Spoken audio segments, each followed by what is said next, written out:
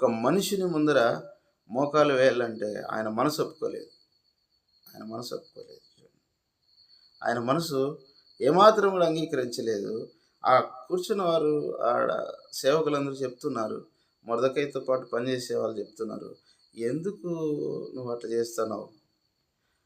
మేమందరూ నమస్కారం పెడుతున్నాం గదా!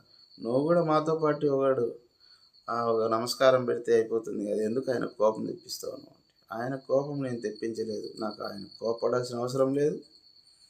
ఆయన నా మీద జాలి పడాల్సిన అవసరం లేదు. కోప్పడాల్సిన అవసరం లేదు. ఎందుకంటే నేను జీవము కలిగిన దేవుని సేవించేవాడిని.